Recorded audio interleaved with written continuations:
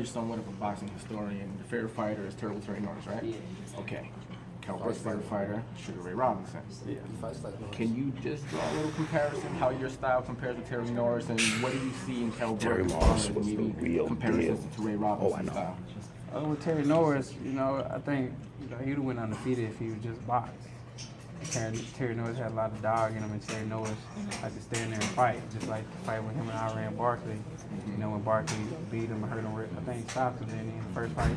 He stopped in the first fight, then the second fight, he just outboxed him. Simon Brown. Yeah. Simon Brown. Simon Brown. It was Simon Brown.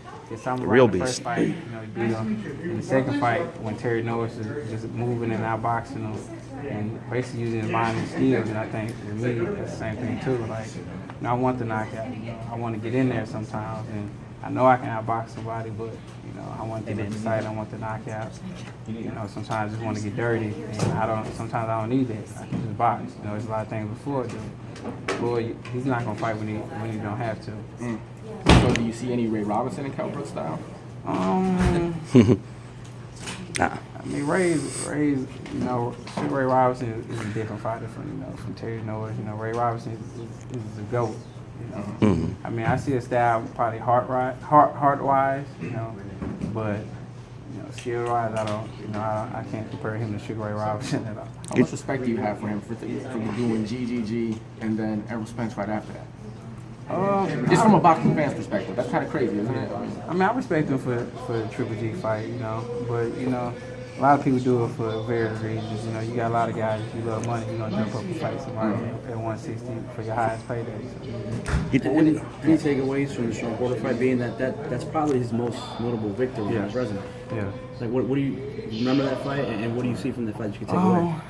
I think he had a good jab and a good one too. His timing with his jab was on point.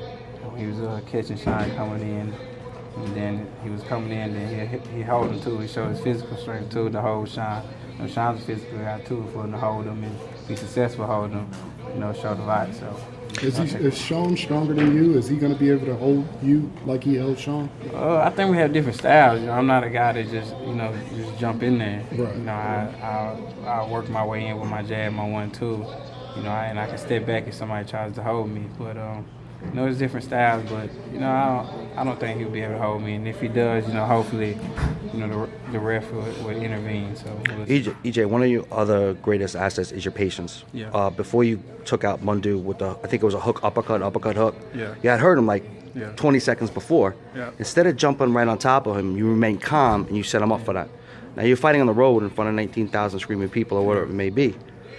You feel like you're gonna be able to keep that patience, that relaxed nature in the ring, and not to let your emotions overtake you, because people are gonna be booing you. May not be used to this kind of situation before. Yeah, I mean, that's the thing. That's what the amateurs prefer you for. Like I've been in places in Venezuela, fighting the Venezuela national champions, guys having blow horns, big arena, blow horns, booing us, throwing stuff at us, and I've been in Russia too.